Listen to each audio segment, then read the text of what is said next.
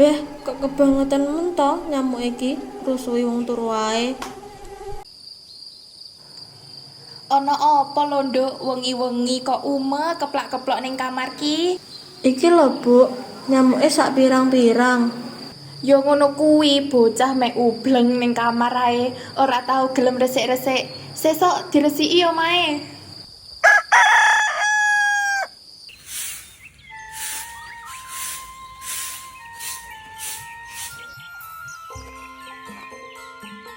Mbak Re, Mbak Bil, teko ngendi kuwi? Kok nentengi tas? Iki lho, Pin, tas tuku lawo. Yo ngono lho, cah wedok resik-resik omah ngewangi ibuke. Lek nyapu sing resik lho ya, ben bojone ora brewok. Iya, Mbak, iki anakku tak kon ngewangi resik-resik omah, ben omahe ora dienggo sarang nyamuk. He, Mbak, wingi krungu-krungu anake Mbak Siti kena DB to? Apa tenan? Iya Mbak, tenan. Aku dek wingi lho, roh anake Mbak Siti digone puskesmas. Jarene kok sik ngamar. Kok wedi to aku, Mbak? Loh, tenan toh, korupsinya diungkit-ungkit, nyamuk dadi penyakit. Yo nyatune usum udan, dadi nyamuk padha keluyuran. Mulane to, yen ana banyu blambang dan diresiki. Terus yo lek arepe turu, becike nganggo lotion anti nyamuk. Dudu lotion anti patah hati lho yo. Nah, setuju aku. Makane kuwi aku resik-resik ngarep omah.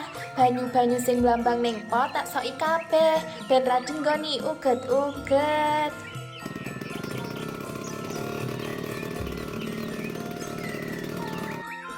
Sugeng enjing ibu-ibu. Pak RT, kok dengaren karo Pak Dwi gandengan wong loro? Enggih Bu, niki lho. Pak RT arep ngenekake kerja bakti karo fogging ning lingkungane awak dhewe supaya lingkungane resik terus terhindar saka kembang biak nyamuk.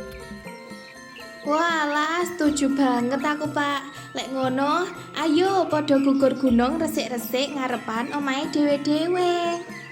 Ana kirek merubahi pari. Resik-resik aja nganti lali.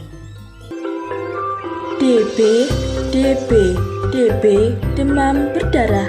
Jinising penyakit sing ora bisa disepelekake. Demam berdarah akibat saka virus Dengue lan ditularake karo nyamuk Aedes aegypti.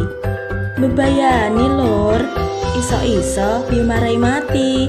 Medeni to. Mula, ayo bareng-bareng nyegah DB lumantar pakulinan 3N. Nguras, nutup, ngubur.